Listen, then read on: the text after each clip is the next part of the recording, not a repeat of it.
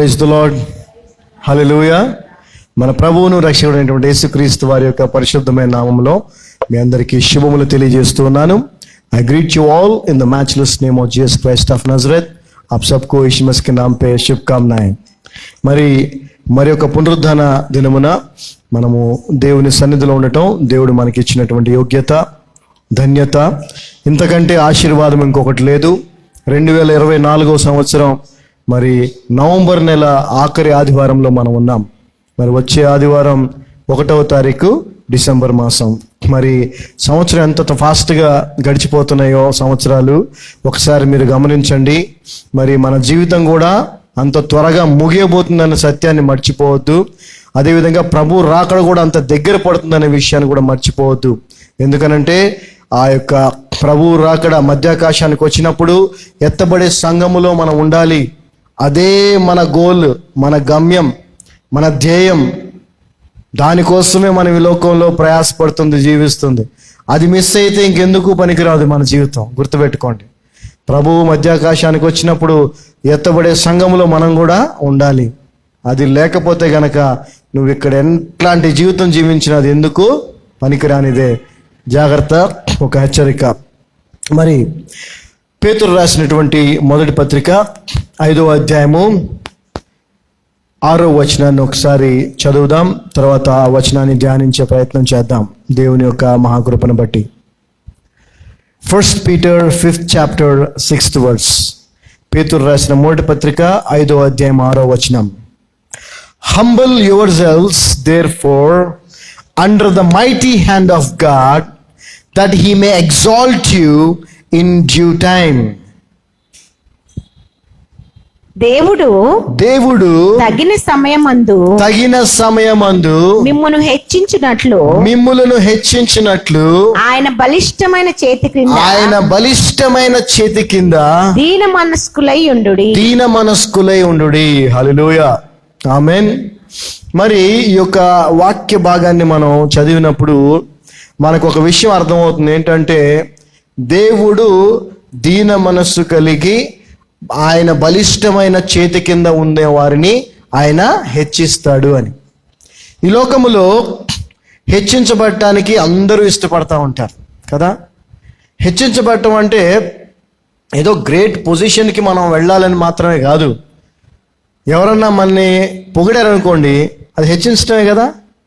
అంతేనా, ఇంకేమైనా ఉందా? ఏం లేదు. ఉదాహరణకి మనం చాలా సంతోషపడే విషయాలు చెప్తాను. యూజువల్గా అందరికీ జరుగుతాయి. భలే ఉందండి మీ డ్రెస్ అనగానే సంతోషం కదా. అంటే ఏంటి, మనల్ని మెచ్చుకున్నారు, మనల్ని కొంచెం హెచ్చించారు. భలే పాడారండి, మెచ్చుకున్నారు. సో మనల్ని మెచ్చుకున్నప్పుడు, మనల్ని అప్రిషియేట్ చేసినప్పుడు మనం హెచ్చించబడినట్టుగా భావిస్తాం. అది అందరికీ ఇష్టమైంది, అయితే ఈ యొక్క వాక్య భాగము మనకి తెలియజేస్తున్న సత్యం ఏంటంటే దేవుని చేత హెచ్చించబడటం. ఇక్కడ 4 విషయాలు మనం గమనించాలి ఈ రోజున. ఒకటి, హంబుల్ యువర్ సెల్వ్స్ అన్నాడు. హంబుల్ యువర్ సెల్వ్స్ అంటే మిమ్మల్ని మీరు తగ్గించుకోండి. అది ఫస్ట్ పాయింట్. తగ్గించుకొని ఎక్కడ ఉండాలి? Under the mighty hand of God. దేవుని యొక్క బలిష్టమైన చేతి కింద మనల్ని మనం తగ్గించుకోవాలి. మూడవది, దేవుడు మనల్ని హెచ్చిస్తాడు, దేవుడు మిమ్మల్ని హెచ్చిస్తాడు. నాలుగవది, ఇన్ డ్యూ టైం, తగిన కాలమందు. సో ఈ 4 విషయాల్ని మనం జాగ్రత్తగా తెలుసుకునే ప్రయత్నం చేద్దాం. ఎందుకనంటే మనందరము కోరుకునేది ఒకే ఒకటి, ప్రభు చేత హెచ్చించబడటమే. ప్రభు చేత హెచ్చించబడటం అనంటే ఈ లోకములో ఏదో గొప్ప స్థానానికి, పొజిషన్కి వెళ్ళటం కాదు. ప్రభు చేత హెచ్చించబడటం అంటే ఆర్థికమైనటువంటి సమృద్ధో లేదంటే ఏమంటారు ధనమో కాదు.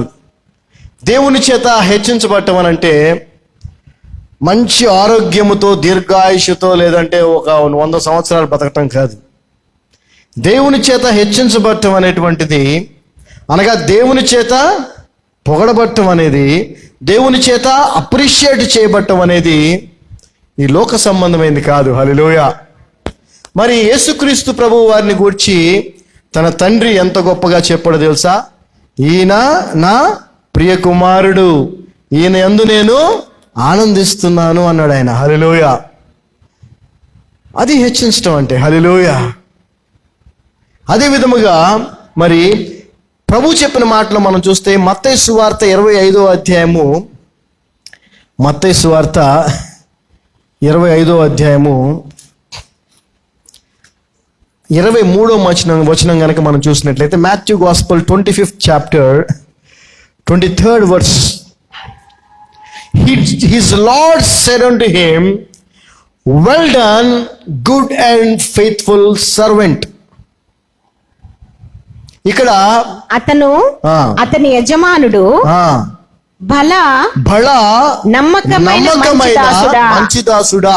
సో దేవుని చేత హెచ్చించబడటం అని అంటే, యేసుక్రీస్తు ప్రభువు వారు ఏదైతే ఉపమాన రీతిగా ఒక చక్కటి కథను ఈ యొక్క వాక్య భాగంలో చెప్పారో, ఒక పని అప్పగించి వెళ్ళినప్పుడు యజమానుడు మరలా తిరిగి వచ్చిన తర్వాత ఆ పనిని ఈ అప్పగింపబడినటువంటి వ్యక్తి సక్సెస్ఫుల్గా ఆయనకి నచ్చినట్లుగా చేసినప్పుడు ఆ యజమానుడు అనేటువంటి మాటని ఆయన ఇక్కడ చెప్పాడు. ఏమనంటే, well done, good and faithful servant. So దేవుని చేత హెచ్చించబడటం అనంటే, మధ్యాకాశములో ప్రభువుని మనం కలుసుకున్నప్పుడు, యేసు ప్రభువుని వ్యక్తిగతంగా పర్సనల్గా మనం ఎదురుగా కలుసుకున్నప్పుడు, ఆయన కోర్స్ ఆ భుజం చెయ్యి ఇట్లా అంటాడో లేదు తెలియదు కానీ, well done, good and faithful servant, బడా నమ్మకమైన మంచి దాసుడా అని ఆయన అన్నాడు అనుకోండి, బా ఇంకంతకంటే ఏం కావాలి? ఏం కావాలి? మనము ఈ లోకములో కొంతమంది వ్యక్తులను ప్రత్యేకంగా చూస్తాం. వారికి ఉన్నటువంటి జ్ఞానాన్ని బట్టి, వారికి ఉన్నటువంటి పొజిషన్ని బట్టి, వారికి ఉన్నటువంటి సోషల్ స్టేటస్ని బట్టి, వాళ్ళకు ఉన్నటువంటి ఇంటలెక్చువాలిటీని బట్టి మనం వాళ్ళని ప్రత్యేకంగా చూస్తాం. అటువంటి వారు ఒకవేళ ఎవరినన్నా మెచ్చుకున్నారనుకోండి, అది చాలా గొప్పగా హెచ్చించబడినట్టు. ఏముంది, చుట్టూ తిరిగే చెంచగాళ్ళలాగా ఉంటారు కొంతమంది, చదువు సంధి లేని వాళ్ళు ఉంటారు చాలా మంది వెనకాల చుట్టూ తిరిగి. వాళ్ళు సార్ మీరు అది సార్ ఇది సార్ అంటే వీడు ఉప్పొంగిపోతా ఉంటాడు. కానీ వీడిని మెచ్చుకుంటుంది వాళ్ళు దేని గురించో, అసలు వాళ్ళకేం తెలుసు అనే ఆలోచన వీడికి రాదు. నన్ను పొగుడుతున్నారు చాలు అనుకుంటారు. కానీ అలా కాదు. ఎవరినైతే మనం కొంత ఇతనిలో కొంత మెచ్యూరిటీ ఉంది, అరే ఇతను చాలా ఇంటలెక్చువల్, అరే ఇతను చాలా ఆత్మీయంగా ఉంటాడు, అటువంటి వ్యక్తి కనుక మనల్ని ఏదన్నా ఒక మాట మంచిగా మన గురించి మాట్లాడితే మనం చాలా ఆనందపడతాం. అలాంటప్పుడు దేవుడు మన గురించి ఒక అప్రిషియేషను, మనల్ని హెచ్చించే విధంగా ఒక మాట మాట్లాడాడంటే ఇంకా దానికి మించింది లేదు. నేను ఒక ఉదాహరణ చెప్తాను, చిన్న ఎగ్జాంపుల్. మరి మా పాప మీ అందరికీ తెలుసు, డయానా. తను 17 ఇయర్స్కే దేవుని మహాకృపను బట్టి ఆ బిడ్డ MBBSలో సీటు సంపాదించుకుంది, ఫ్రీ సీట్.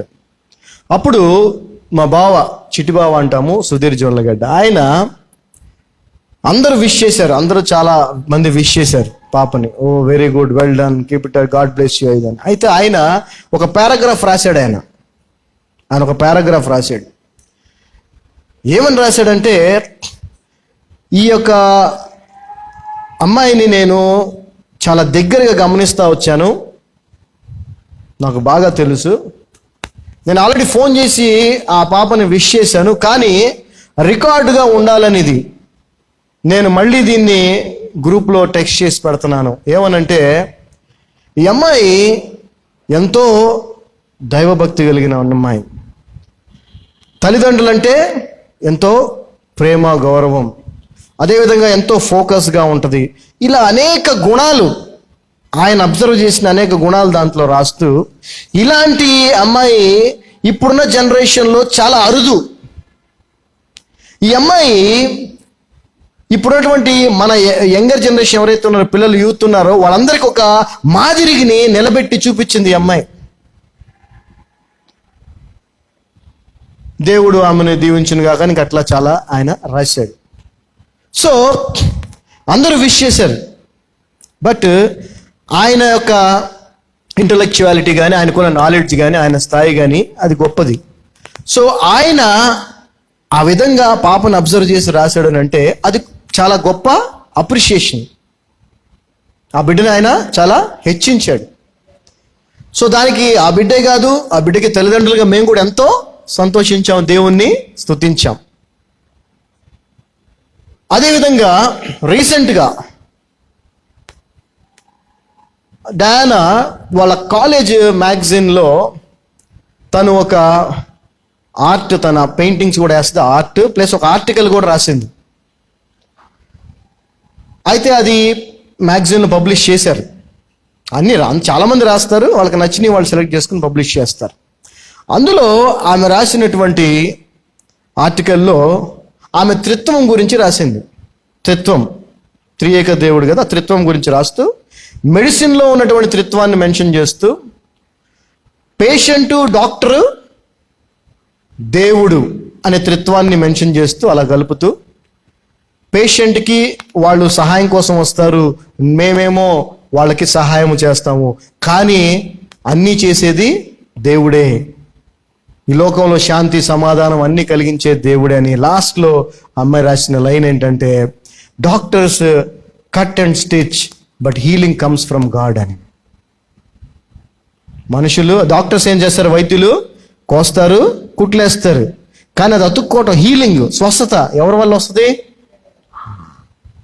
అది కూడా నేను మా ఫ్యామిలీ గ్రూప్లో పెట్టినప్పుడు మా చిన్న బావ అంటాం మేము, సురేష్ జొల్లగడ్డ గారు, ఆయన దేవుని సేవకుడు అమెరికాలో, ఆయన రాసినటువంటి మాటలు మీకు చదివి వినిపిస్తాను. ఆయన ఏం రాశారనంటే, ఆసమ్ బుడ్డి తల్లి అంటే చాలా అద్భుతంగా రాశావు. What a blessing from God, ఎంత గొప్ప ఆశీర్వాదము నువ్వు దేవుని నుండి. And what an expression of his blessings, ఆయన ఆశీర్వాదాన్ని ఎంత చక్కగా నువ్వు వర్ణించావు, కంగ్రాచులేషన్స్ అని చెప్పి ఆయన రాశాడు.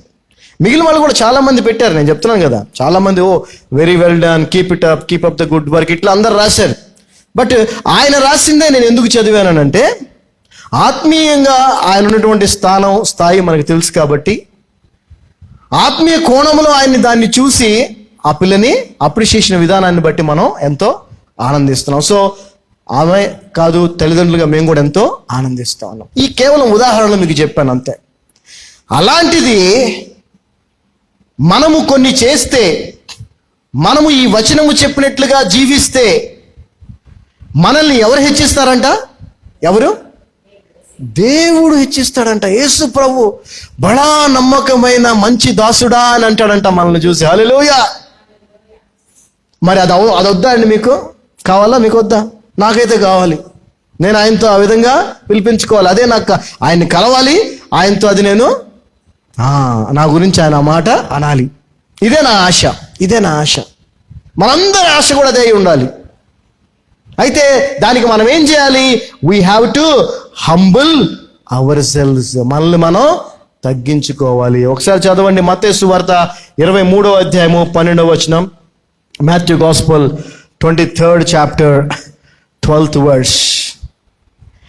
And whosoever shall exalt himself, when whosoever shall exalt himself shall be abased, and he that shall humble himself shall be exalted. చదవమ్మా. తన్ను తాను హెచ్చించుకొనువాడు తగ్గింపబడును. తన్ను తాను తగ్గించుకొనువాడు హెచ్చింపబడును. యేసు ప్రభువు వారు స్వయంగా చెప్పిన మాట ఇది, ఆయన నోటితో పలికిన మాట ఇది, ఆయన బోధలో భాగం ఇది. దానినే పేతురు గారు మరలా అక్కడ మనకి జ్ఞాపకం చేస్తా ఉన్నాడు. ఎవడైతే వాడు గొప్ప, నేను గ్రేట్, నేను ఎవరు అనుకుంటున్నావు, నేనేమనుకుంటున్నావు అని అనుకుంటాడో అలాంటి వాడిని దేవుడు ఏం చేస్తాడంట? తగ్గిస్తాడంట. ఎవరైతే తగ్గించుకొని ఉంటారో వారిని ఆయన హెచ్చిస్తాడంట. హల్లెలూయా. అంతేకాకుండా అదే మత్తయి సువార్త 18వ అధ్యాయము 4వ వచనం మనం చదివినట్లయితే, Matthew gospel 18th chapter 4th verse, whosoever therefore shall humble himself as this little child, the same is greatest in the kingdom of heaven. చదవమ్మా. కాగా ఈ బిడ్డ వలె తన్ను తాను తగ్గించుకొని వాడెవడో వాడే పరలోక రాజ్యంలో గొప్పవాడు. హల్లెలూయా. సో ఇక్కడ హెచ్చించడం గురించి మీరు ఆలోచించబాకండి. ఇక్కడేదో దేవుడు నాకేదో కోట్లు ఇచ్చేస్తాడు, బంగ్లాలు ఇచ్చేస్తాడు, ఇది కాదండి. పరలోక రాజ్యములో ఆయన్ని కలిసినప్పుడు, బలా నమ్మకమైన మంచి దాసుడా, well done good and faithful servant అనేటువంటి ఆ మాట ఆయన నోట్లోంచి మన గురించి రావటం. అంతేకాదు పరలోక రాజ్యములో మనం ఉన్నతమైన స్థితిలో ఉంటామంట. ఎప్పుడు? మనల్ని మనం తగ్గించుకున్నప్పుడు. ఈ రోజున క్రైస్తవ సమాజంలో, క్రైస్తవుల్లో, సేవకుల్లో ఈ తగ్గింపు అనేది చాలా కరువైపోయింది, తగ్గిపోయింది. కేవలము పరలోక రాజ్యములో ఆయన్ని కలిసినప్పుడు బలా నమ్మకమైన మంచి దాసుడా అనేటువంటి మాటతో, అప్రిషియేషన్తో మాత్రమే కాదు, పరలోక రాజ్యములో గొప్ప స్థితిలో మనల్ని ఉంచటమే కాదు, ఈ లోకంలో కూడా దేవుడు నిన్ను హెచ్చిస్తాడు. హల్లెలూయా. నిన్ను తలగానే ఉంచుతాడు కానీ తోకగా ఉంచడు. హల్లెలూయా. మనం ఎన్నో సందర్భాల్లో మనం చూసాం, తగ్గించుకున్న వారు ఏ విధంగా హెచ్చించబడ్డారు. హల్లెలూయా. యోసేపు కథ మనందరికీ బాగా తెలుసు. తన అన్నలు తనని ఎంతగా కుట్ర చేసి, తనని ఎంతగా చంపాలని ప్రయత్నించి, అమ్మేసి, ఎన్ని చేసినా కూడా తను ఎప్పుడూ కోపగించుకోలేదు. సరే, అప్పుడు సరే, ఓకే, పర్వాలేదు, తనకేమీ లేదు కాబట్టి. కానీ దేవుడు ప్రిజన్ నుంచి ప్యాలెస్కి, అంటే ఒక ఖైదీగా ఉన్నటువంటి దగ్గర నుంచి రాజు స్థానానికి తీసుకెళ్ళిపోయాడు. రాజు తర్వాత ప్రిన్స్గా, యువరాజుగా, అంటే చెప్పాలంటే ఐగుప్తు దేశం అంతటికి రాజు తర్వాత ఈయనే ప్రధానిగా వెళ్ళిపోయాడు. మరి అప్పుడు రావాలిగా కనీసం గర్వం. మనవాళ్ళకి అప్పుడే వచ్చేది. ఇక్కడ తెలుసు కదా, ఈ లోకంలో మనవాళ్ళకి ఎప్పుడు వస్తుంది గర్వం? డబ్బు ఉన్నప్పుడు. నా బంధువులు నాకు చాలా బాగా తెలుసు, నా స్నేహితులు కూడా తెలుసు నాకు బాగా. వాళ్ళు బండ్లు వేసుకొని ఫైల్స్ పెట్టుకొని ఆఫీసులకి, అంటే వాళ్ళు వెళ్ళి వాళ్ళ వాళ్ళ వాళ్ళ ప్రొఫెషన్స్కి, వ్యాపారాలకు కానీ పనులకు కానీ వాళ్ళు తిరిగేటప్పుడు నేను పెద్ద కారు, టాటా సిఆర్ అనే పెద్ద కారు వేసుకొని రోజుకి 5,000 సంపాదించేవాడిని అప్పుడు, ఒక 25 సంవత్సరాల క్రితం. అప్పుడు మా ఇంట్లో ఏ చిన్న ఫంక్షన్ ఉన్నా వాళ్ళంతా వచ్చేసేవాళ్ళు, అసలు మామూలుగా కాదు. ఎందుకంటే మనం ఎక్కడున్నాం మనం? అస్సలు ఇంత బంగారం వేసి, గోల్డ్ వేసి, ఓ 1/4 కిలో బంగారం నేను వేసుకునేవాడిని, ఓ 4 చైన్లు, ఉంగరాలు, 2 బ్రాస్లెట్లు, మొత్తం అట్లా. మరి ఆ తర్వాత ప్రభువులోకి వచ్చిన తర్వాత ఎన్ని వదిలేసి మనం ఇప్పుడు జీవిస్తున్న జీవితం వేరు. ఇప్పుడు అవతల ఎవరైతే నేను చెప్పానో, ఇప్పుడు ఈ బండ్లు వేసి తిరిగేవాళ్ళు, వీళ్ళు అప్పట్లో సెకండ్ హ్యాండ్ కార్లు వేసుకొని వాళ్ళు ఇప్పుడు కోటీశ్వరులు అయిపోయారు. వాళ్ళు ఏమైపోయారండి? కోటీశ్వరులు అయిపోయారు. ఇప్పుడు వాళ్ళ ఫీలింగ్ ఏంటో తెలుసా? ఏంటి? అసలు మమ్మల్ని కొట్టినాడు లేడు, మేమంటే ఏమనుకుంటున్నారు అనే ఫీలింగ్. మన ఇంటి వైపు కూడా చూడరు. ఏమండి? మన ఇంటి వైపు కూడా చూడరు. అది సంగతి. అంటే ఎంత భయంకరమైనటువంటి ఆత్మీయ బలహీనతలో, లేదంటే వ్యాధితో బాధపడుతున్నారో క్రైస్తవ సమాజం ఆలోచించండి. ఇప్పుడు నేను నా బంధువులని చెప్పానంటే వాళ్ళందరూ క్రైస్తవులే కదా, హిందువులు ఎవరు లేరు, అందులో ముస్లిమ్స్ ఎవరు లేరు, క్రైస్తవులే. ఇంకా చెప్పాలంటే చాలా గొప్పగా మేము అంటే ఏందనుకుంటున్నారు అనే ఇదిలో ఉంటారు. దేవుని విషయంలో కూడా మాకు తెలిసిందంటే ఎవరికి తెలియదు అనే ఫీలింగ్లో ఉంటారు.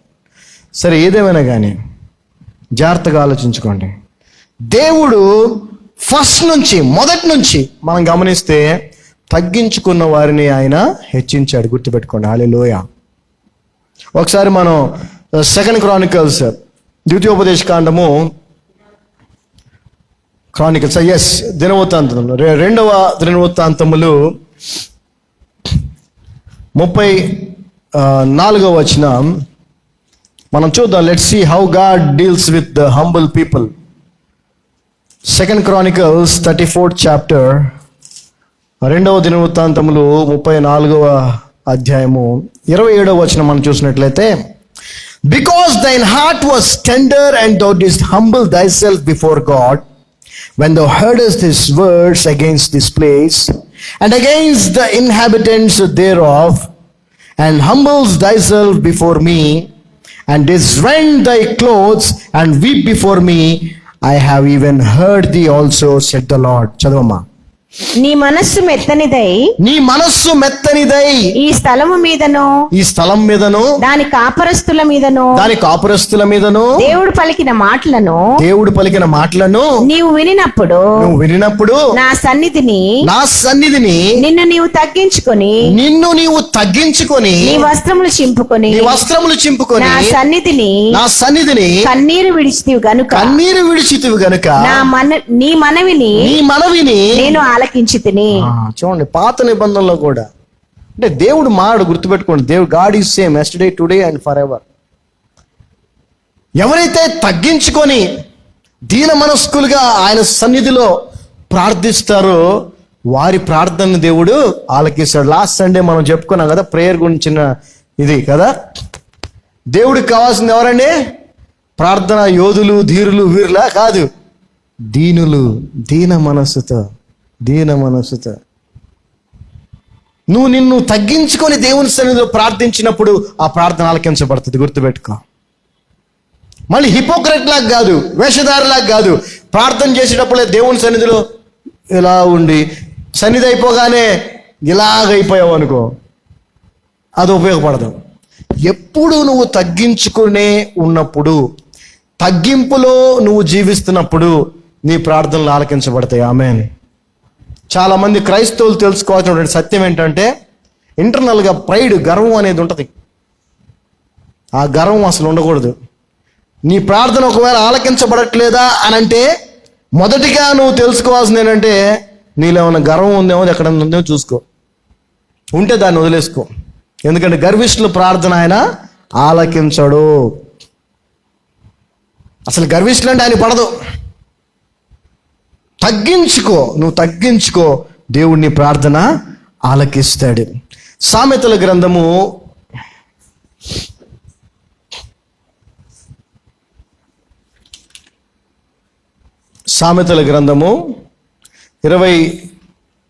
29వ అధ్యాయము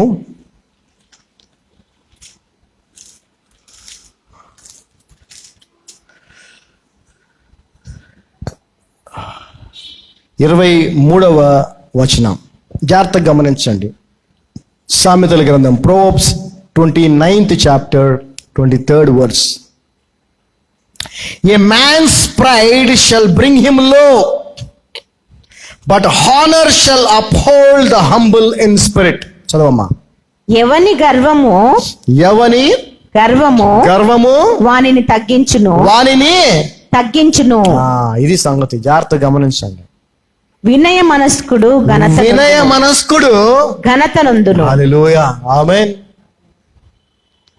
ఎవడైతే గర్వం పడుతుంటాడో, తాను గొప్పగా ఫీల్ అవుతుంటాడో, ఎవరనుకుంటున్నావు, నేను ఎవరితో మాట్లాడుతున్నావు నీకు తెలుసా అనేటువంటి ఫీలింగ్లు ఎవడైతే ఉంటాడో వాడంట తగ్గించబడతాడు. ఎవరైతే తగ్గించుకుంటారో వాళ్ళని దేవుడు లేవనెత్తుతాడు. హల్లెలూయా. ఒకసారి చూడండి, మీకా గ్రంథము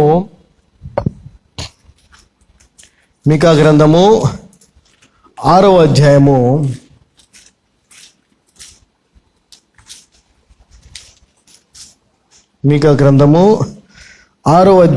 8వ వచనం. He hath shown thee, O man, what is good, and what doth the Lord require of thee, but to do justly, and to love mercy, and to walk humbly with thy God. చదవమ్మా. మనుష్యుడా ఏది ఉత్తమమో అది నీకు తెలియజేయబడి ఉన్నది. దేవుడు ఏది ఉత్తమమైందో already తెలియజేశాడండి. తెలియజేసి నీ నుంచి ఆయన కోరుకుంటుంది ఏంటో కూడా ఈ వచనం చెప్తా ఉంది. చదవమ్మా. న్యాయముగా నడుచుకొనుటయు, న్యాయముగా నడుచుకొనుటయు, కనికరమును ప్రేమించుటయు, కనికరమును ప్రేమించుటయు, దీన మనస్సు కలిగి, దీన మనస్సు కలిగి, తగ్గింపు కలిగి, నీ దేవుని ఎదుట నీ దేవుని ఎదుట ప్రవర్తించుటయు ఇంతే కదా యెహోవాని నడుచున్నాడు. దేవుడు నీ నుంచి నా నుంచి ఎక్స్పెక్ట్ చేస్తుంది ఇంతే. నువ్వేదో చేసేయాలని దేవుడు అనుకోవట్లా. న్యాయంగా ఉండు, కనికరాన్ని ప్రేమించు. అంటే ఎవరన్నా దీన స్థితిలో ఉంటే అసలు ఇక నువ్వు ఆగకూడదు, వాళ్ళకి సహాయం చేసే తీరాలి, నీ వల్ల అయిన సహాయం. అదేవిధంగా దీన మనస్కుడు అయి ఉండు, తగ్గించుకో. నిన్ను దేవుని ఎదుట, అందరి ఎదుట నిన్ను తగ్గించుకో. ఇదే కదా దేవుడు కోరుకుంటున్నాడు నీ నుంచి. ఆయన నీ నుంచి ఇది కోరుకోవటంలో కూడా అది నీ మంచిగా. ఎందుకు? నిన్ను ఒకానొక రోజున హెచ్చించటానికి. ఆమేన్. నిన్ను తగ్గించుకోమని దేవుడు ఎందుకు చెప్తున్నాడు ఈ రోజున అంటే నిన్ను హెచ్చించటానికే. అంటే నీ మంచిగా చెప్తున్నాడు, నీ మంచిగా చెప్తున్నాడు, మన మంచిగా చెప్తున్నాడు. కానీ మనం ఎందుకు తగ్గించుకుంటాం? అబ్బే, ఆయన చెప్పిన మాట ఎప్పుడు విన్నామని, మనం ఎప్పుడు విన్నామని. వింటే గనక, విధేయత చూపిస్తే గనక ఖచ్చితంగా మనల్ని దేవుడు హెచ్చిస్తాడు. హల్లెలూయా. ఆత్మీయ స్థితిలో నిన్ను హెచ్చిస్తాడు దేవుడు. ఆమేన్. ఆనందములో నిన్ను హెచ్చిస్తాడు దేవుడు. హల్లెలూయా. శాంతి సమాధానం కలిగి ఉండుటలో దేవుడు నిన్ను హెచ్చిస్తాడు. హల్లెలూయా. ఆత్మలను సంపాదించే విషయంలో దేవుడు హెచ్చిస్తాడు. ఆయన జ్ఞానాన్ని ఇతరులకు పంచే విషయంలో దేవుడు నిన్ను హెచ్చిస్తాడు. ఆయన రాజ్య స్థాపనలో నిన్ను కూడా ఒక రాయిగా, ఒక మూల స్తంభంగా ఆయన వాడుకుంటాడు. హల్లెలూయా. అంతేకాదు ఈ లోకరీతిగా కూడా మనం చూసినట్లయితే, పాత నిబంధనలో ప్రత్యేకంగా మనం చూసినట్లయితే, యోసేపుని దేవుడు ఏ స్థానం నుంచి ఏ స్థానానికి తీసుకెళ్ళాడో మనకి బాగా తెలుసు. ఒక గొర్రెల కాపరి అయినటువంటి బాలుడిని దేవుడు ఇజ్రాయెల్ దేశాన్ని, ఇజ్రాయెల్ ప్రజలందరికీ మహారాజుగా చేశాడు. హల్లెలూయా. నువ్వు తగ్గించుకుంటే దేవుడు నిన్ను హెచ్చిస్తాడు. తగ్గించుకుంటే దేవుడు నిన్ను హెచ్చిస్తాడు. కొలసీలకు రాసిన పత్రిక 3వ అధ్యాయం 12వ వచనం. కొలసీలకు రాసిన పత్రిక, కొలసియన్స్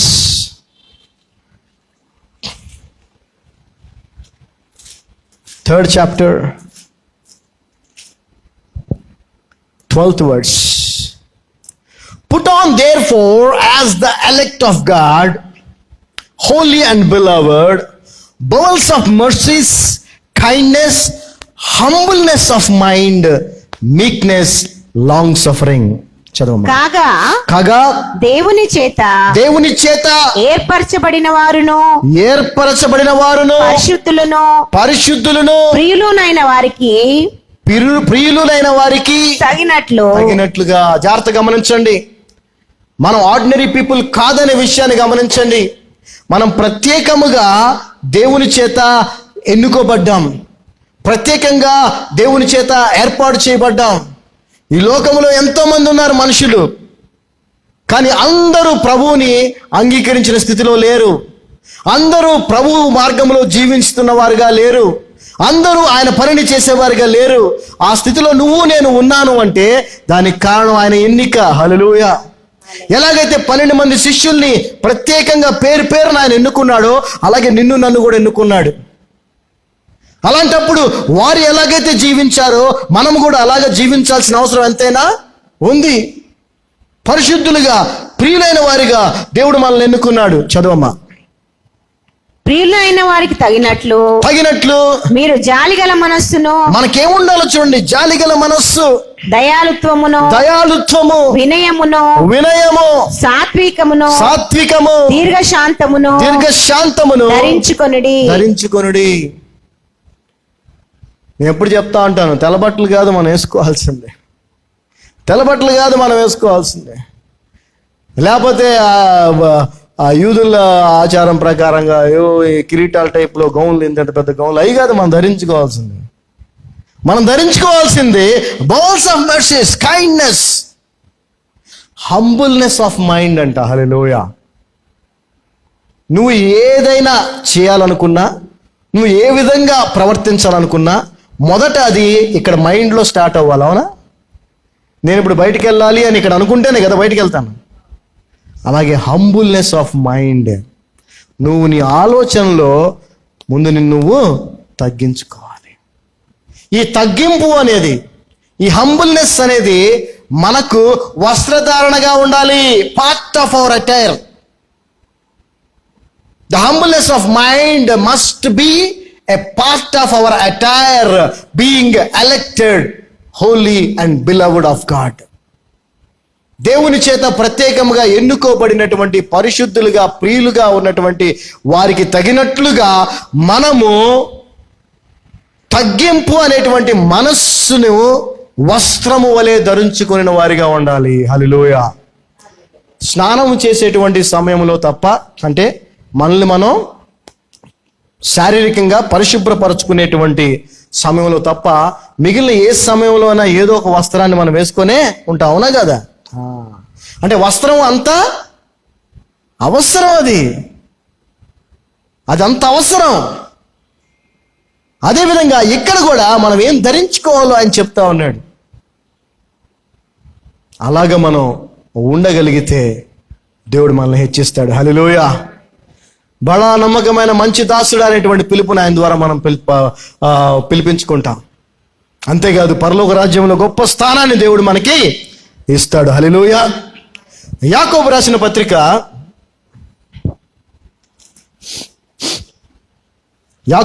పత్రిక 4వ అధ్యాయము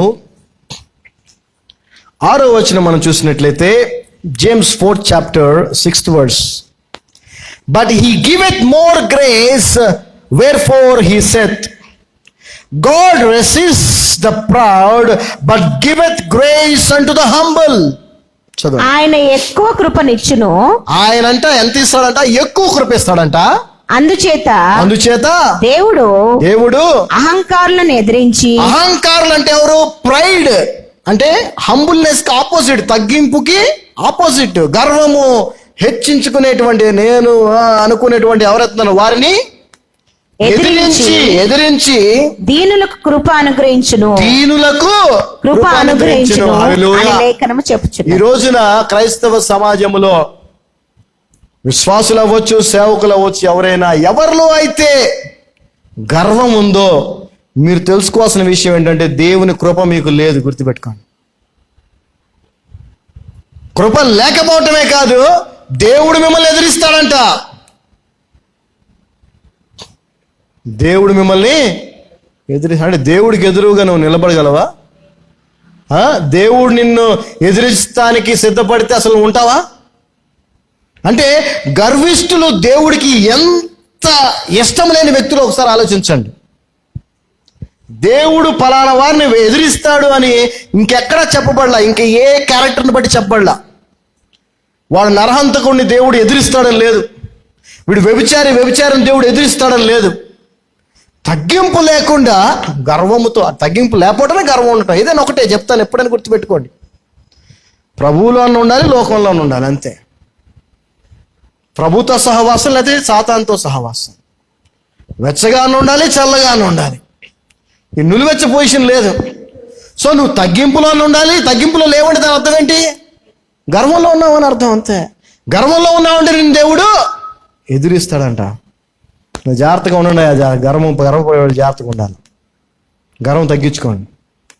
గర్వం తగ్గించుకోకపోతే దేవుడు నిన్ను ఎదిరిస్తాడు. రెండవది, ఆయన కృప ఉండదు నీకు.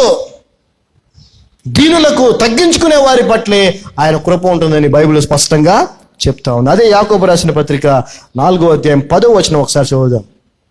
10వ వచనం. Humble yourself in the sight of the Lord and he shall lift you up.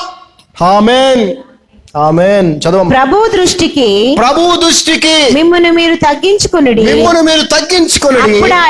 అప్పుడు ఆయన మిమ్మును హెచ్చించును. ఆమేన్ చెప్పండి అందరూ. ఆమేన్. హల్లెలూయా. చాలా మంది నటిస్తూ ఉంటారు, తెలుసుగా మనకి. మనం అంటాం, వాళ్ళని ఏమని అంటాం? వీడు కొంచెం అతి వినయం ప్రదర్శిస్తున్నాడు అంటాం కదా, అవునా కదా? మేము నవ్వుకోవడానికి ఎప్పుడన్నా మాకు నవ్వుకోవాలనిపిస్తే బ్రహ్మానందం ఈ పెన్ కొని పెట్టుకుంటాం టీవీలో. అదేదో ఒక సినిమా, అతడు అనే సినిమా, ఏదో సినిమాలో ఊరు నుంచి ఇంటికి వస్తాడు. ఊరు నుంచి ఇంటికి వచ్చి వాళ్ళ ఆవిడ్ని అందరిని తిట్టేస్తూ ఉంటాడు. ఆ తర్వాత వాళ్ళ మామగారు పెద్ద ఆయన కనపడగా సైలెంట్ అయిపోతాడు. సైలెంట్ అయిపోయి, మామగారు బాగున్నారా, అయితే బయటకు వెళ్తున్నట్టున్నారు, ఎండలో కూర్చొని కాళ్ళు మొక్కి ఆశీర్వదించారు మామగారు అంటాడు. అని ఆయన వెళ్ళిపోగానే ఏందే ఇందా తిడుతున్నాను అంటాడు. అంటే ఏంటి, అక్కడ మాత్రం చాలా ఆయన దగ్గర, ఇక మిగిలిన దగ్గర అంతా. అలాగే మనవాళ్ళు చాలా మంది దేవుడి దగ్గర బలి నటిస్తారండి బాబు, దేవుని సన్నిధిలో బలి నటిస్తారు. చాలా నటిస్తారు. ఇక అది అయిపోగానే ఇక వాళ్ళ నిజ స్వరూపం కనిపిస్తుంది. నువ్వు అనుకుంటున్నావేమో చర్చిలో ఉన్నప్పుడు మాత్రమే, లేదంటే ప్రార్థనా కూడికలో ఉన్నప్పుడు మాత్రమే దేవుని సన్నిధిలో నువ్వు ఉన్నావు, దేవుడు నిన్ను చూస్తాడు అనుకుంటున్నావేమో. దేవుడు నిన్ను అన్ని చోట్ల చూస్తున్నాడా. సంఘంలో ఎలా ఉంటావో, దేవుని సన్నిధిలో ఎలా ఉంటావో నువ్వు తెలుసుకోవాల్సిన సత్యం ఏంటంటే, ప్రపంచంలో అంతా ఆయన సన్నిధి ఉంది. హల్లెలూయా. ఆయన కనుచూపు నుంచి నువ్వు దూరం అవ్వలేవు, ఆయన చూస్తానే ఉన్నాడు. చాలా మంది, ఇది నాకు ఒక ఆశ్చర్యకరమైన విషయం, చాలామంది ఉంటారు తాగుబోతులు చాలామంది ఉంటారు. వాళ్ళు ఏం చేస్తారంటే, క్రైస్తవుల్లో నేను చెప్తున్న నేను ఇక్కడ వాక్యం అంతా కూడా దేవుడు ఎప్పుడైనా గుర్తుపెట్టుకోండి, మళ్ళీ చెప్తున్నాను, సువార్తలు 4 ఏవైతే ఉన్నాయో అవి అన్యులకి, అంటే రక్షించబడటం కోసం. అదేవిధంగా మనకు కూడా రక్షించబడిన తర్వాత ఎలా ఉండాలో. ప్రత్యేకించి అపోస్తుల కార్యాల నుంచి పత్రికలు ఇవన్నీ అవుతున్నాయి, అవన్నీ కూడా క్రైస్తవులకి, రక్షించబడిన వాళ్ళకి. సో మన క్రైస్తవులు తాగుబోతులు ఎక్కువ, వాళ్ళ యొక్క జస్టిఫికేషన్ కూడా చాలా డిఫరెంట్గా ఉంటుంది. బైబిల్లో ఉన్న గ్రంథాలు పెట్టుకొని చెప్పుకుంటూ ఉంటారు, ఇగో ఇక్కడ ఉంది కదా, అట్టుకుంది కదా. అయితే వీళ్ళు ఏం చేస్తారు తెలుసా, తల్లిదండ్రులు కూడా లెక్క చేయరు వీళ్ళు. ఏమండి, తల్లిదండ్రులు కూడా లెక్క, తల్లి ముందు కూడా తాగేస్తాడు వీడు, తండ్రి ముందు కూడా తాగేస్తాడు. అది వాళ్ళ బాస్ ఉన్నాడు అనుకోండి, వాళ్ళ బాస్ ముందు మాత్రం తాగడు. అంటే ఏంటి, అక్కడ ఆయన ముందు మాత్రం మంచోడు, గౌరవం. ఇట్లాంటి ఎదవలు ఎవరైతే ఉన్నారో వాళ్ళంత హిపోక్రేట్స్ ఇంకొకరు లేరు. నువ్వు ఎంత వేషధారమో నీకు అర్థమవుతుందా? నువ్వేం చేస్తున్నావు తెలుసా, దేవుని ఎదుట ధైర్యంగా తాగుతున్నావు, ఈ లోక సంబంధమైన ఒక వ్యక్తి ముందు నువ్వేం చేస్తున్నావు, మంచోడిలాగా నటిస్తున్నావు. ఇది క్రైస్తవుల జీవిత విధానం. దీన్ని హిపోక్రసీ అంటారు, దీన్నే వేషధారణ అంటారు. జాగ్రత్తగా ఉండు. కేవలం తాగుడు గురించే కదా, అన్ని విషయాల్లో నేను చెప్తా ఉన్నాను. దేవుని దృష్టిలో నిన్ను నువ్వు తగ్గించుకో, దేవుడు నిన్ను లేవనెత్తాడు. మళ్ళీ చదవమ్మా, వచనం చదవమ్మా మళ్ళీ ఒకసారి. 10వ వచనం, యాకోబు రాసిన పత్రిక 4వ అధ్యాయం 10వ వచనం. యాకోబు రాసిన పత్రిక. ప్రభు దృష్టికి మిమ్మల్ని మీరు తగ్గించుకొనుడి. ప్రభు దృష్టికి, ఆయన దృష్టిలో నువ్వు తగ్గించుకున్న వాడమే ఉండాలి. మనిషి ఎవడైతే ఉన్నాడో, నీకంటే నీ బాసో, లేదంటే నీ మావో, నీ యొక్క తోడలుడో, లేదంటే నీకు ఉద్యోగం ఇచ్చినోడో, లేదా నీకు పిల్లలు ఇచ్చినోడో, అమ్మో ఆయన దగ్గర మాత్రం తాక్కుండా ఉండి, ఆయన దృష్టిలో కాదు నువ్వు తగ్గింపు కలిగి ఉండాల్సింది, లేదా మంచివాడిగా కనిపించ. దేవుని దృష్టికి నువ్వు మంచివాడిగా ఉండాలి, దేవుని దృష్టిలో నువ్వు తగ్గించుకున్న వాడిగా ఉండాలి. చదవమ్మా. ప్రభు దృష్టికి మిమ్మల్ని మీరు తగ్గించుకొనుడి, అప్పుడు ఆయన మిమ్మల్ని హెచ్చించును. హల్లెలూయా, హల్లెలూయా, హల్లెలూయా. ఫిలిప్పీయులకు రాసిన పత్రిక 2వ అధ్యాయం, the most important chapter about humbleness. తగ్గింపుకు సంబంధించినటువంటి ఎంతో అద్భుతమైనటువంటి అధ్యాయం పౌలు గారు రాస్తా ఉన్నారు. ఫిలిప్పీయులకు రాసిన పత్రిక 2వ అధ్యాయం 5వ వచనం నుంచి మనం చదివినట్లయితే, let this mind be in you which was also in Christ Jesus. క్రీస్తు యేసునకు కలిగిన ఈ మనస్సు మీరును కలిగి ఉండుడి. ఏ మనస్సు క్రీస్తు యేసు కలిగి ఉన్నాడో మనం నెక్స్ట్ వర్స్ లో చూస్తాం. మనం క్రీస్తు యేసు కలిగి ఉన్న మనస్సును మనం కూడా కలిగి ఉండాలంట. చూడండి ఏం మనస్సు అది. 6వ వచనం, who being in the form of God thought it not robbery to be equal with God, but made himself of no reputation, and took upon him the form of a servant, and was made in the likeness of men. Hallelujah. ఆయన దేవుని స్వరూపము కలిగిన ఆయన దేవుని స్వరూపము కలిగిన వాడై ఉండి దేవునితో సమానముగా ఉండుట, దేవునితో సమానముగా ఉండుట, విడిచిపెట్టకూడని భాగ్యమని ఎంచుకొనలేదు కానీ విడిచిపెట్టకూడని భాగ్యమని ఎంచుకోలేదు గాని మనుషుల పోలికగా పుట్టి నీలాగా నాలాగా మనుష్యుల పోలికగా పుట్టి దాసుని స్వరూపమును దాసుని స్వరూపమును ధరించుకొని తన్ను తానే రిక్తునిగా చేసుకొనెను. హల్లెలూయా. ఎంత తగ్గించుకోవాలండి దేవుని స్థానము నుంచి పాపులమైనటువంటి మన స్వరూపంలోనికి ఈ లోకానికి రావాలంటే ఎంత తగ్గించుకోవాలి. యజమానుడిగా ఉన్నటువంటి స్థానం నుంచి సేవకుని యొక్క స్థానానికి రావాలంటే ఎంత తగ్గించుకోవాలి. ఆయన ఎలాంటి మనసు కలిగి ఉన్నాడో ఒకసారి ఆలోచించండి. అలాంటి మనసునే మనం కూడా కలిగి ఉండమని పౌలు గారు ఇక్కడ చెప్తాను. 8వ వచనం మనం చూసినట్లయితే, and being found in fashion as a man, he humbled himself and became obedient unto death, even the death of the cross. Hallelujah. మరియు ఆయన ఆకారమందు మనుషుడిగా కనబడి మరణము పొందినంతగా అనగా శిలువ మరణం పొందినంతగా విధేయత చూపిన వాడే తన్ను తాను తగ్గించుకొనెను. హల్లెలూయా. ఎంత తగ్గించుకున్నాడనంట, శిలువ మరణం పొందేంతగా. ఇక్కడ మనం గమనించాల్సిన ఇంకో పాయింట్ ఏంటంటే, విధేయత కలిగి ఉండుటే తగ్గించుకొనుట. హల్లెలూయా. జాగ్రత్త చదవండి ఆ వచనాన్ని మరలా ఇంకోసారి. He humbled himself and became obedient unto death, even unto the death of the cross. తన్ను తాను ఎంతగా దేవునికి తండ్రికి విధేయత కలిగి తగ్గించుకున్నాడంటే, విధేయత కలిగి ఉండటమే తగ్గించుకోవటం. అవునా కదా? ఇప్పుడు మన వాళ్ళు ఉన్నారు, ఎవరికన్నా మన ఇంట్లో పిల్లలకి ఎవరికన్నా ఏదన్నా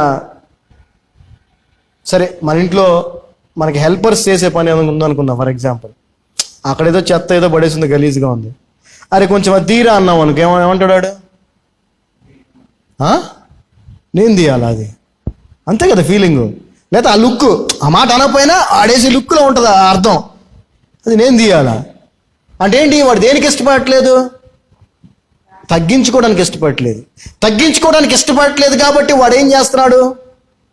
విధేయత చూపించట్లేదు. హల్లెలూయా. గుర్తుపెట్టుకోండి, నువ్వు దేవుని వాక్యానికి విధేయత చూపించట్లేదు అని అంటే నిన్ను తగ్గించుకోవడానికి ఇష్టపడట్లేదు అని అర్థం. కానీ యేసుక్రీస్తు ప్రభువు వారు తను తగ్గించుకోవడానికి ఎంత ఇష్టపడ్డాడో ఆయన చూపించిన విధేయతలో మనకి అర్థమవుతా ఉంది. ఆమేన్. సో దయతో ప్రభువు చెప్పినవి ఏవి చేయటానికి కూడా మీరు హెసిటేట్ చేయబాకండి, ఆలోచించకండి. ప్రభువు చెప్పినట్టుగా చేయండి. అదే విధేయత, తగ్గించుకోవటం. హల్లెలూయా. ఆయన ఎంత తగ్గించుకున్నాడండి. సరే వచ్చాడే అనుకుందాం, ఈ లోకానికి మనిషి రూపంలో వచ్చాడే అనుకుందాం, దేవుడై ఉండి కూడా పాపులైనటువంటి మనుషుల పాదాలు కడిగాడండి. ఇక అంతకు మించిన తగ్గింపు ఉందా అండి ఎక్కడన్నా? దేవుడు, నువ్వు కాదు, నేను కాదు, ప్రధానమంత్రి కాదు, ముఖ్యమంత్రి కాదు చేసింది ఈ పని. ఎవరండి? దేవుడు, సృష్టికర్త అయిన దేవుడు, రక్షకుడైనటువంటి యేసుక్రీస్తు ప్రభువు మనుష్యులైనటువంటి తన శిష్యుల పాదాలని కడిగాడు. ఎంత తగ్గించుకోవాలా? నేను అందుకే చెప్తా ఉంటాను, నా కుటుంబ సభ్యులకి అందరికీ చెప్తా ఉంటాను, నానా అంత గర్వం వద్దు, నానా అంత కోపం వద్దు, లేదే అలా మాట్లాడద్దు, తగ్గించుకోవాలి. తగ్గించుకోవటం వలన మనం దేవుని చేత హెచ్చించబడతాం. హల్లెలూయా. మనుషులు మనల్ని హెచ్చించాల్సిన అవసరంలా, దేవుడు మనల్ని హెచ్చిస్తాడు. మనుషులు హెచ్చించారా యేసు ప్రభువుని? చూడండి 9వ వచనం, Wherefore also God also hath highly exalted him and given him a name which is above every name. చదవమా. అందుచేతను పరలోకమందున్న వారిలో గాని భూమి మీద ఉన్న వారిలో గాని భూమి క్రింద ఉన్న వారిలో గాని ప్రతి వాని మోకాలును యేసు నామమున వంగునట్లు ప్రతి వాని నాలుకయు తండ్రి అయిన దేవుని మహిమార్థమై యేసుక్రీస్తు ప్రభువని ఒప్పుకొన్నట్లు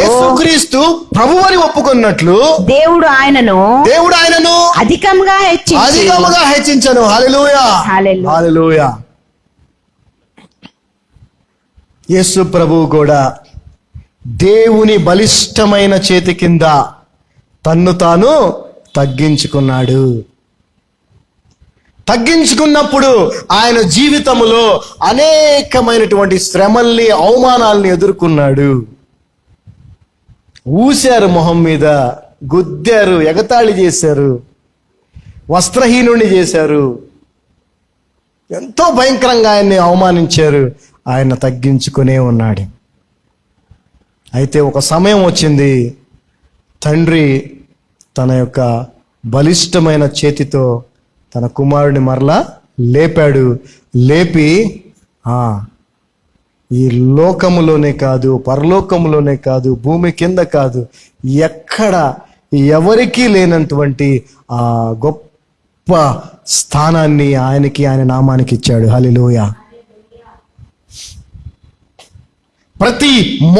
ప్రతి మనిషి మోకాలు ఆయన ముందు వంగేలాగా, ప్రతి ఒక్కరి నోరు ఆయనే ప్రభు అని ఒప్పుకునేలాగా దేవుడు అంత ఉన్నతంగా యేసుక్రీస్తు ప్రభుని హెచ్చించాడు. హల్లెలూయా. దేవుడు వాగ్దానం చేస్తే దాన్ని నెరవేర్చి తీరుతాడు. ఆయన ఏ విధంగా హెచ్చించాడో మనం ఇక్కడ స్పష్టంగా చూస్తా ఉన్నాం. మరి దేవుడు నన్ను కూడా హెచ్చించాలని ఆశపడుతున్నాడు. నువ్వు తగ్గించుకున్నట్లయితే నిన్ను ఆయన హెచ్చిస్తాడు. నువ్వు తగ్గించుకున్నట్లయితే నీ ప్రార్థన ఆయన ఆలకిస్తాడు. నువ్వు తగ్గించుకున్నట్లయితే నిన్ను అనేక మందికి ఆశీర్వాదకరంగా చేస్తాడు దేవుడు. హల్లెలూయా. మరి ఈ బలిష్టమైన హస్తము, చెయ్యి అనుంది, దాని గురించి చూద్దాం. ఓకే, ఫస్ట్ మనం ఇప్పుడు హంబ్లింగ్, మనం తగ్గించుకోవడం గురించి చూసాం. బలిష్టమైన హస్తం అనే దాని గురించి చూద్దాం. ఓకే, ఈ బలిష్టమైన హస్తము, మైటీ హ్యాండ్ అని మనం పాత నిబంధనలో చాలా సార్లు దీన్ని మనం చూస్తాం. అయితే కొత్త నిబంధనలో మాత్రం పేతురు గారు మాత్రమే ఒక మాటని రాశారు. ఆయన మాత్రమే ఆ యొక్క పదాన్ని వాడారు. ఒకసారి ద్వితీయోపదేశ కాండము 26వ అధ్యాయము, Deuteronomy 26th chapter. Let's see what is a mighty hand and how mighty it is. Deuteronomy 26th chapter, ద్వితీయోపదేశ కాండము 26వ అధ్యాయము 8వ వచనాన్ని గనక మనం చూసినట్లయితే, and the Lord brought us forth out of Egypt with a mighty hand and with an outstretched arm and with great terribleness and with signs and with wonders. చదవమ్మా. అప్పుడు యెహోవా బాహుబలము వలనను, అమ్మా కరెక్ట్ చదవండి అమ్మా. అప్పుడు యెహోవా బాహుబలము వలనను, చాపిన చేతి వలనను, అప్పుడు యెహోవా బాహుబలము వలనను, చాపిన చేతి వలనను, మహాభయము వలనను, సూచక క్రియల వలనను, కార్యముల వలనను, ఐగుప్తులో నుండి మనలను రప్పించి ఈ స్థలమునకు మనలను చేర్చి పాలు తేనెలు ప్రవహించు దేశమైన ఈ దేశమునకు మనకిచ్చెను. ఈ దేశమును మనకు ఇచ్చెను. సరే, ఈ బలమైన హస్తం అన్నారు కదా, బలమైన చెయ్యి. ఆ బలమైన చెయ్యే ఇజ్రాయేలీల్ని ఐగుప్తు దేశములోని బానిసత్వము నుంచి బయటకు తీసుకొచ్చింది. హల్లెలూయా. ఆ బలమైన హస్తమే ఈ రోజున కూడా పాపం అనేటువంటి ఐగుప్తు నుంచి మనలను బయటికి తీసుకొచ్చింది. అది ఎంత బలమైన హస్తమో చూడండి. ఆ హస్తము ఎన్ని అద్భుత కార్యాలు చేసిందో, ఎన్ని ఆశ్చర్య కార్యాలు చేసిందో, ఆ ఫరోని ఎంతగా భయపెట్టిందో ఒకసారి ఆలోచించండి. ఆ బలమైన హస్తము కింద మనల్ని మనము తగ్గించుకోమని దేవుడు చెప్తూ ఉన్నాడు. హల్లెలూయా. యెహెజ్కేలు గ్రంథము 20వ అధ్యాయము, ఎజెకియల్ 20th చాప్టర్, యెహెజ్కేలు గ్రంథము 20వ అధ్యాయము 34వ వచనం మనం చదివినట్లయితే 34th words. Ezekiel 20th chapter 34th words. And I will bring you out from the people and will gather you out of the countries wherein ye are scattered, with a mighty hand, with a stretched out arm, and with fury poured out. చదవమ్మా. మరియు నేను రౌద్రము కుమ్మరించుచు బాహుబలముతోను అనగా ఆ mighty hand, బాహుబలముతోను, చాచిన చేతితోను మిమ్మల్ని చెదరగొట్టిన ఆయా దేశములలో నుండి జనులలో నుండి నేను మిమ్మల్ని సమకూర్చి. చూసారా, ఒకవేళ మన కుటుంబము లేదంటే మన జీవితము చెదిరిపోయిన స్థితిలో ఉంటే మన జీవితాల్ని, మన కుటుంబాల్ని సమకూర్చగలిగింది ఆ మైటీ హ్యాండ్ మాత్రమే. హల్లెలూయా. ఆ బలమైన హస్తమే. ఆమేన్. దానియేలు గ్రంథము 9వ అధ్యాయం 15వ వచనం చదవండి ఒకసారి. దానియేలు గ్రంథం 9వ అధ్యాయము 15వ వచనం. Daniel, the book of Daniel 9th chapter 15th words. And now, O Lord our God, that has brought thy people forth out of the land of Egypt with a mighty hand, and has gotten thee renown, as at this day we have sinned and we have done wickedly. చదవమ్మా. ప్రభువా మా దేవా, దానియేలు రాస్తూ ఉన్నాడు. ప్రభువా మా దేవా, నీవు నీ బాహుబలము వలన నీ జనమును ఐగుప్తులో నుండి రప్పించుట వలన ఇప్పటి వరకు నీ నామమునకు ఘనత తెచ్చుకొంటివి. మేమైతే పాపము చేసి చెడు నడతలు నడిచిన వారము. చూసారా, మన పరిస్థితి కూడా ఇదే. ఇజ్రాయెల్ పరిస్థితి అందు మన పరిస్థితి కూడా అదే. ఆయన ఐగుప్తు అనేటువంటి బానిసత్వం నుంచి దేవుడు విడిపించినా కూడా వాళ్ళు పాపంలోనే జీవించారు. పాపం అనేటువంటి ఐగుప్తు నుంచి మనల్ని దేవుడు ఇప్పుడు విడిపించినా కూడా మనం కూడా ఏం చేస్తున్నాం? పాపంలోనే జీవిస్తున్నాం. ఆయన బాహుబలము, ఆయన బలమైన హస్తము ఎంత గొప్పదో ఒకసారి చిన్న ఉదాహరణ మీకు చెప్తాను బలమైన హస్తం గురించి. మీ అందరికీ మైక్ టైసన్ తెలిసే ఉంటాడు కదా. మైక్ టైసన్ అని బాక్సింగ్ చేసే అతని యొక్క చెయ్యి యొక్క పవర్, అతని చేత్తో గుద్దితే ఎంత పవర్ వస్తుందంటే, ఎంత ఫోర్స్ వస్తుందంటే 360 నుంచి 450 కేజీల ఫోర్స్ వస్తుందంట. ఎంతండి? 360 నుంచి 450 కేజీల ఫోర్స్ ఉంటుందంట ఆయన గుద్దితే.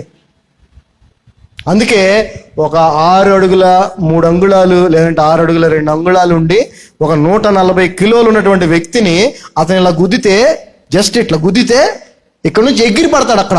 మీరు ఎప్పుడైనా చూడండి వీడియోస్. అంటే ఎంత పవరో చూడండి ఆ చేతికి. ఆ తర్వాత మీకు అందరికీ పులి తెలుసు, టైగర్ అంటాం కదా. టైగర్ మన నేషనల్ యానిమల్ కూడా అదే టైగర్. ఆ టైగర్ యొక్క పంజా ఉంటుంది కదా, దాని బలం ఎంతో తెలుసా మీకు? 4500 కిలోల వరకు ఉంటుందంట. ఇతందేమో 360 నుంచి 450 కిలోల ఫోర్సు. ఆ పులి పంజా ఫోర్స్ ఎంత ఉంటుందంట? 4500 కేజీలు. అందుకే మనం కొన్ని వీడియోస్ చూస్తాం, ఇట్లా కొట్టింది అనుకోండి తల ఊడిపోద్ది, ఇట్లా కొడితే చెయ్యి ఊడిపోద్ది, డిటాచ్ అయిపోద్ది అక్కడ వరకు. జస్ట్ ఉదాహరణ కోసం మీకు తెలియడం కోసం చెప్పాను. ఆలోచించండి, దేవుని యొక్క బలమైన బలిష్టమైన హస్తం అంట. ఇక దాన్ని మనం ఊహించలేం. దాని కింద మనల్ని మనం తగ్గించుకుంటే ఎంత కాపుదలండి. దానికి మించిన ప్రొటెక్షన్ మనకుందా? ఉందా? లేనే లేదు. ఈ రోజున మనుషులు వారికి ఉన్నటువంటి ధనాన్ని, వారికి ఉన్నటువంటి బలగాన్ని, వారికి ఉన్నటువంటి పొజిషన్ని వాళ్ళ సెక్యూరిటీగా ఫీల్ అవుతూ ఉంటారు. చాలామంది బ్యాంక్ బ్యాలెన్స్ డబ్బులున్నా లేదంటే అన్నీ కరెక్ట్గా ఉంటే అమ్మాయా అంటే సెక్యూర్డ్గా ఫీల్ అవుతుంటారు. అమ్మా పర్లేదులే అన్నట్టు. ఏదైనా డబ్బులు లేవు అనుకోండి ఇన్సెక్యూర్ అయిపోతారు. డబ్బులు చేతులు ఏమి లేవు అనుకోండి ఇక పిచ్చిగా ప్రవర్తిస్తుంటారు. జాగ్రత్త గుర్తుపెట్టుకో, నువ్వు నేను కాపాడబడుతుంది మనం దేని కింద ఉన్నాం తెలుసా? దేవుని బలిష్టమైన హస్తము కింద. అక్కడ మనల్ని మనం తగ్గించుకుంటే దేవుడు మనల్ని హెచ్చిస్తాడు. హల్లెలూయా. సో మూడో విషయం దేవుడు మనల్ని హెచ్చిస్తాడనే విషయం కదా. God will exalt. ఆయన ఎలా హెచ్చిస్తాడనేది మనందరికీ బాగా తెలుసు. ఆల్రెడీ మనం చెప్పుకున్నాం. ఏమని? బలా నమ్మకమైన మంచి దాసుడా. ఆ తర్వాత పరలోక రాజ్యములు మన కొరకు అనేక కిరీటాలు ఉన్నాయి. తెలుసు కదా మనకి. అనేక కిరీటాలు, జీవ కిరీటం, మహిమ కిరీటం, నీతి కిరీటం. అది ఎంత గొప్ప ధన్యత అండి. అందరికీ దొరకవయి, గుర్తుపెట్టుకోండి. అందరికీ దొరకవు, కొంతమందికే. అందరూ అర్హులే, కానీ ఆయన చెప్పినట్టుగా తగ్గించుకొని ఆయన చెప్పినట్టుగా జీవించిన వాళ్ళకి ఇస్తాడు ఆయన. డిగ్రీ ఉన్న వాళ్ళందరూ అర్హులే. డిగ్రీ ఉన్న వాళ్ళందరూ అర్హులే కలెక్టర్ అవడానికి, లేదంటే ఒక డిఎస్పీ అవడానికి, లేదంటే గవర్నమెంట్ ఉద్యోగం సంపాదించుకోవడానికి. కానీ ఎవరైతే కష్టపడి బాగా చదివి ఆ ఎగ్జామ్స్ అన్నింటిలో పాస్ అయ్యి ఆ ఇంటర్వ్యూలో కూడా పాస్ అయ్యి ఆ ర్యాంక్ సంపాదించుకుంటారో వాళ్ళకి ఆ గవర్నమెంట్ ఉద్యోగం వస్తుంది. అందరికీ వచ్చేస్తారు, డిగ్రీ ఉన్న వాళ్ళందరికీ. అలాగే యేసుప్రభు నమ్మిన వాళ్ళందరికీ అన్ని రావండి, గుర్తుపెట్టుకోండి. నమ్మేమో పరలోకానికి వెళ్తాం అంతే, కానీ అక్కడ ఆయన ఇచ్చేటువంటి బహుమానాలు, బడా నమ్మకమైన మంచి దాసుడు అనేటువంటి ఆ పిలుపు, ఆ అప్రిషియేషన్ అందరికి కాదు, కొందరికే. మరి ఆ కొందరిలో నువ్వు ఉండాలా వద్దా? నేను ఉండాలా వద్దా? ఉండాలంటే ఏం చేయాలి? మనం తగ్గించుకోవాలి. We have to humble our self. ఆయన ఎంత గొప్ప దేవుడు ఒకసారి ఇప్పుడే మనల్ని ఎంతగా హెచ్చించాడో ఒకసారి తెలుసుకుందాం. ఇప్పుడే మనం ఆల్రెడీ ఎంత హెచ్చించబడ్డామో ఒకసారి తెలుసుకుందాం. మొదటి సమూయేలు గ్రంథం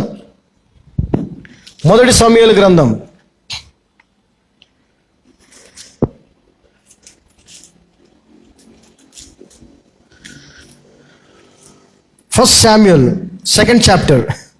మొదటి సమూయేలు గ్రంథం 2వ అధ్యాయం. 1 Samuel 2nd chapter 7th and 8th verses. 7-8 వచనాలు. The Lord maketh poor and maketh rich. He bringeth low and lifteth up. చదవ 7వ వచనం. 1 Samuel 2nd chapter 7th verse. మొదటి సమూయేలు గ్రంథము 2వ అధ్యాయం 7వ వచనం. సమూయేలు అప్పటికి యెహోవాను ఎరుగకుండె. 2వ అధ్యాయం 7వ వచనం. 2వ అధ్యాయము 7వ వచనం. ఎవరైనా చదవచ్చు. యెహోవా దారిద్ర్యమును ఐశ్వర్యమును కలుగజేయువాడు. యెహోవా దారిద్ర్యమును ఐశ్వర్యమును. చూడండి, పూర్ని, రిచ్ని, లేదంటే రిచ్నెస్ ని ఏమంటారు, పూర్గా ఉంటాన్ని, ఆ రెండు ఆయనే కలుగు చేస్తాడు. కలుగజేయువాడు, కృంగజేయువాడును లేవనెత్తువాడును ఆయనే. గుర్తుపెట్టుకోండి, ఏదైనా ఆయన చేతిలోనే ఉంది. నిన్ను దరిద్రుడిగా చేయాలన్నా, ధనవంతుడిగా చేయాలన్నా, నిన్ను హెచ్చించాలన్నా, తగ్గించాలన్నా, అన్ని కూడా ఆయన చేతిలోనే ఉన్నాయి. 8వ వచనం మనం చదివితే, he raiseth up the poor out of the dust and lifted up the beggar from the dung hill to set them among princes and to make them inherit the throne of glory. For the pillars of the earth are the Lord's, and he hath set the world upon them. చదవమ్మా.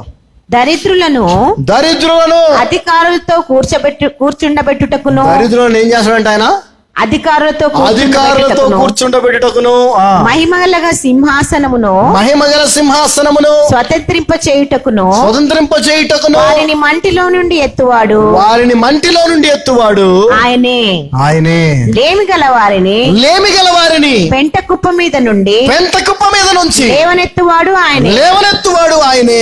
భూమి యొక్క స్తంభములు యెహోవా వశము. లోకమును వాటి మీద ఆయన నిలిపి ఉన్నాడు. హల్లెలూయా.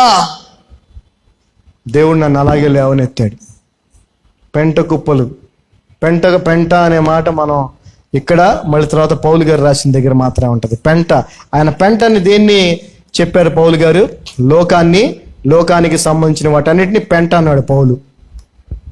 So అలాగా లోకరీతిగా పెంటలో ఉన్నటువంటి మనల్ని, పెంట కుప్పల మీద ఉన్న మనల్ని ఆయన లేవనెత్తాడు. హల్లెలూయా. ఆల్రెడీ మనల్ని లేవనెత్తి ఒక స్థానంలో ఉంచాడు దేవుడు. దేవుని స్తోత్రం. ఆల్రెడీ మనల్ని దేవుడు హెచ్చించాడు. రక్షణ అనేటువంటి బహుమానాన్ని మనకిచ్చాడు. హల్లెలూయా. బహుమానం అందరికి వస్తుందండి? బహుమానం అందరికి వస్తుందా? రాదు. గెలిచిన వారికి బహుమానం. కానీ యేసుక్రీస్తు కృపలో ఏంటో తెలుసా? నమ్మితే బహుమానం. హల్లెలూయా. నువ్వు గెలవాల్సిన అవసరంలా, నువ్వేదో సాధించాల్సిన అవసరంలా. రక్షణ అనే బహుమానం పొందుకోవాలంటే యేసుక్రీస్తుని నమ్మితే చాలు. ఆ నమ్మే యోగ్యత, ధన్యత దేవుడు మనకిచ్చాడు. ఆ రక్షణ అనే బహుమానాన్ని మనకిచ్చాడు. లేవనెత్తి మనల్ని ఆల్రెడీ హెచ్చించాడు. ఇంకా మనల్ని హెచ్చించాలని ఆయన ఆశపడుతున్నాడు. ఆమేన్. ఇంకా మనల్ని హెచ్చించాలని ఆశపడుతున్నాడు. మరి నువ్వు హెచ్చించాలని ఆశపడుతున్నావు? నువ్వు ఆశపడుతున్నట్లయితే ఆయన బలిష్టమైన చేతి కింద నిన్ను నువ్వు తగ్గించుకో. తప్పక ఆయన నిన్ను హెచ్చిస్తాడు. He will for sure exalt you. He will for sure lift you up if you humble yourself under his mighty arm, mighty hand. మరి ఎప్పుడు హెచ్చిస్తాడనంటే ఇన్ హిస్ డ్యూ టైం, ఆయన నిర్ణయ కాలములో, తగిన సమయమందు. ఆయన నిర్ణయ కాలములో, తగిన సమయమందు. అది మనకి తెలియదు, కానీ ఖచ్చితంగా చేస్తాడు. ఒక్కసారి రోమన్స్ 5:6, రోమిలకు రాసిన పత్రిక 5వ అధ్యాయము, రోమిలకు రాసిన పత్రిక 5వ అధ్యాయము 6వ వచనాన్ని మనం చదివినట్లయితే 6th verse. For when we were without strength, in due time Christ died for the ungodly. ఏలయనగా మనం ఇంకా బలహీనులమై ఉండగా క్రీస్తు యుక్త కాలమున బలహీనుల కొరకు చనిపోయెను. అన్గాడ్లీ ఉంది అక్కడ, అంటే భక్తిహీనుల కొరకు. ఒక కాలమును దేవుడు నిర్ణయించాడు. ఆ కాలమున దేవుడు యేసుక్రీస్తు ప్రభువుని లోకానికి పంపించాడు. ఒక కాలమును దేవుడు నిర్ణయించాడు. ఆ కాలమున ఆయనను సిలువలో మన బదులు నిలవబెట్టాడు. ఒక కాలమును దేవుడు నిర్ణయించాడు. ఆ సమయమున దేవుడు తనను మన కొరకు బలిగా అర్పించాడు. ఒక కాలమును ఆయన నిర్ణయించాడు. ఆ కాలమున, ఆ సమయంలో, ఆ తగిన కాలమున, యుక్త కాలమున ఆయన యేసుక్రీస్తు ప్రభు వారిని మరలా తిరిగి లేపాడు. ఎంత చేసింది ఎవరి కోసం? భక్తిహీనులమైన మన కోసం, తగిన కాలమున. ఆ తర్వాత తిమోతికి రాసిన మొదటి పత్రిక 2వ అధ్యాయం 6వ వచనం. నువ్వు చెప్పిన టైమో కాదు, నేను చెప్పిన టైం కాదు, దేవుడు తన నిర్ణయ కాలమున ఈ కార్యాన్ని చేశాడు. తిమోతికి రాసిన పత్రిక 2వ అధ్యాయము 6వ వచనం. Who gave himself a ransom for all to be testified in due time. తిమోతికి రాసిన మొదటి పత్రిక 2వ అధ్యాయం 6వ వచనం. 1 Timothy 2nd chapter 6th verse. ఆయన అందరి కొరకు విమోచన క్రయధనముగా తన్ను తానే సమర్పించుకొనెను. దీనిని గురించిన సాక్ష్యము యుక్త కాలములయందు ఇయ్యబడెను. తగిన సమయమున, in due time, he sacrificed himself for us. మనం ఎప్పుడు పడితే అప్పుడు వాడు చెప్పాడు, వీడు చెప్పాడని దేవుడు కార్యాలు ఉండవు. ఆయన సమయములో, ఆయన నిర్ణయించిన సమయంలో, ఎలాగైతే ప్రభువుని పంపించాడో, ఎలాగైతే ప్రభువుని లేపాడో, అలా ఎలాగైతే నిన్ను నన్ను రక్షించుకున్నాడు. నీకు తెలుసా ఈ సమయంలో, ఈ టైంకి నువ్వు రక్షించబడతావని? నాకు తెలియదు, అసలు నేనైతే ఊహించలేదు. కానీ ఆయన నిర్ణయ కాలంలో ఆయన నన్ను రక్షించుకున్నాడు. ఆయన నిర్ణయ కాలంలో ఆయన నన్ను సేవకునిగా ఏర్పాటు చేసుకున్నాడు. ఆయన నిర్ణయ కాలము చొప్పునే నన్ను ముందుకి నడిపిస్తున్నాడు.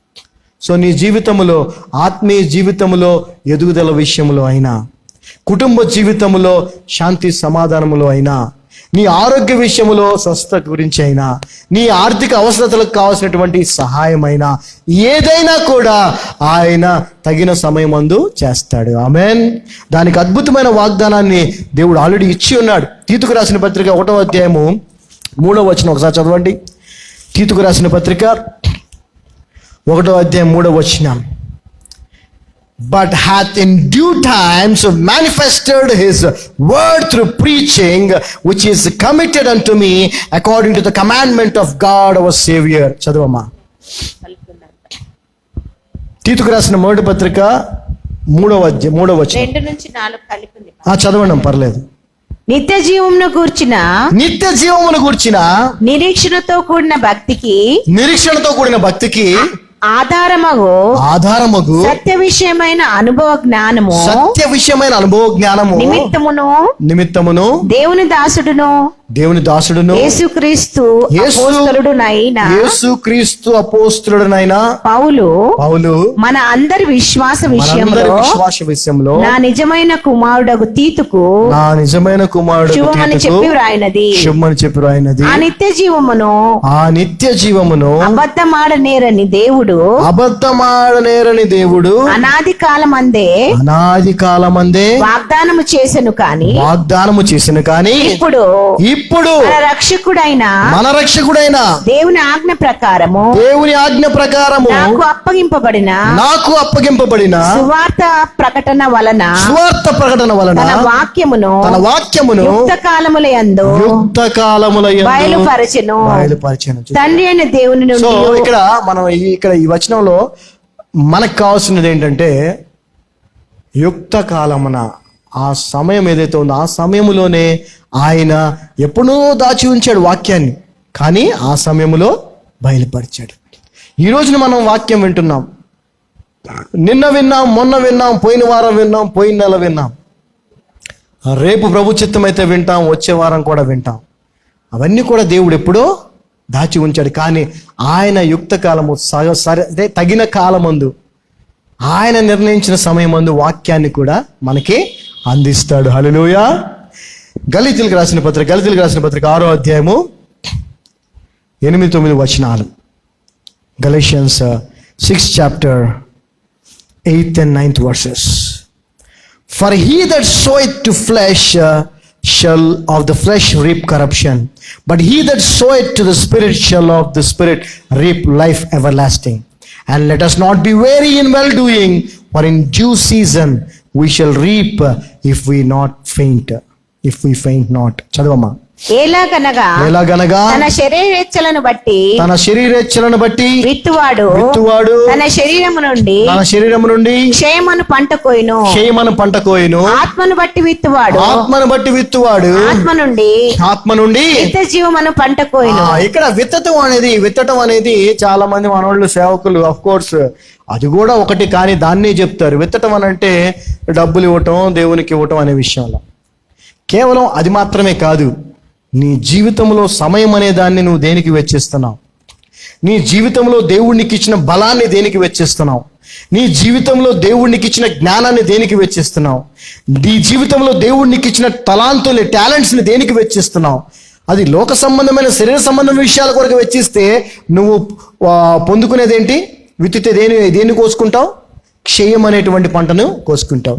అదే ఆత్మ సంబంధమైన విషయాల కొరకు దేవుడు నీకు ఇచ్చినటువంటి శక్తిని, సమయాన్ని, తలాంతుల్ని, ధనాన్ని నువ్వు విత్తినట్లయితే నిత్య జీవం అనే పంటను కోసుకుంటావు. హల్లెలూయా. అంత మాత్రమే కాదు, 9వ వచనం చదవ మళ్ళీ ఇంకోసారి. మనము మేలు చేయుటయందు, జాగ్రత్తగా గమనించండి, మనము మేలు చేయుటయందు విసుకకయుందము. అంటే ఇతరులకు మంచి చేసే విషయంలో, అంటే సువార్త ప్రకటించడం మొదటిగా, తర్వాత వాక్యాన్ని బోధించడం రెండవది, మూడవది మన వల్లైన సహాయము అవసరతలో ఉన్న వారికి చేయటం. ఈ 3 విషయాలు మేలు చేయటం అంటే. ఈ విషయాల్లో గనక మనం విసుకక చేస్తూనే ఉన్నట్లయితే, మనం అలయక మేలు చేస్తేమేని తగిన కాలమందు పంట కోతుము. దేవుడు మనకు పంటను ఇస్తాడు, మన దేవుడు ఆశీర్వదిస్తాడు, హెచ్చిస్తాడు. So humble yourselves under the mighty hand of God, and He will exalt you in due time. దేవుని యొక్క బలిష్టమైన హస్తము కింద మిమ్మల్ని మీరు తగ్గించుకొనిడి, అప్పుడు ఆయన తగిన కాలమందు మిమ్మలను హెచ్చిస్తాడు. ఆమేన్. ఆయన మనల్ని హెచ్చించాలని కోరుకుంటున్నాడు. ఆల్రెడీ మనల్ని పెంట కుప్పల మీద నుంచి లేవనెత్తి హెచ్చించి ఆయన బిడ్డలుగా, విశ్వాసులుగా ఈ లోకములో ఒక స్థానంలో ఉంచాడు. అంతేకాకుండా పరలోక రాజ్యంలో కూడా మనల్ని ఇంకా హెచ్చించాలని ఆయన ఆశపడుతున్నాడు. దానికి మనం చేయాల్సింది మనల్ని మనం తగ్గించుకోవటం. తగ్గించుకోవటం అంటే విధేయత చూపించటమే తగ్గించుకోవటం. ఆమేన్. విధేయత చూపించటమే తగ్గించుకోవటం. ఆయనకు విధేయత చూపిద్దాం, మనల్ని మనం తగ్గించుకుందాం, దేవుని చేత హెచ్చించబడదాం. ఆమేన్. అందరూ లేచిన చిన్న ప్రార్థన చేసుకుందాం. తండ్రి, మీ కృపను బట్టి వందనాలు. మీ యొక్క అపారమైనటువంటి కృపను బట్టి వందనాలు. ఏ యోగ్యధారత మాకెవరికి లేదు. పెంట కుప్పల మీద ఉన్నవాళ్ళం, మట్టిలో ఉన్నవాళ్ళం. మమ్మల్ని లేవనెత్తావు నాయన. దరిద్రులమైన మమ్మల్ని లేవనెత్తావు. నీకు వందనాలు. నీ అమూల్యమైన బహుమానమైన రక్షణను మాకు ఇచ్చావు. నీకు వందనాలు. అయ్యా, మమ్మల్ని ఇంకా హెచ్చించాలని ఆశపడుతూ ఉన్నావు. మరి మేము హెచ్చించబడాలంటే ఏం చేయాలో మాకు తెలియజేశావు. ఆ విధంగా నీ వాక్యానికి విధేయత చూపించి, యేసయ్యా నువ్వు ఎలాగైతే నాయన మరణమగునంత వరకు, శిలువ మరణం పొందినంత వరకు విధేయత చూపించి తగ్గించుకున్నావో, ఆ మనస్సును, ఆ తగ్గింపును మేము కూడా కలిగి ఉండి, మేము కూడా హెచ్చించబడి, అయా నీ చేత బడా నమ్మకమైన మంచి దాసుడు అనేటువంటి పిలుపును, పరలోక రాజ్యములో నువ్వు ఉంచినటువంటి ఆ కిరీటములు, ఆ యొక్క మహిమను పొందుకునే కృపను మా అందరికీ దయచేయమని నజరేయుడైన యేసు నామమున ప్రార్థిస్తున్నాం తండ్రి. Amen, amen, amen. Praise the Lord, praise the Lord. God blessed us. Hallelujah.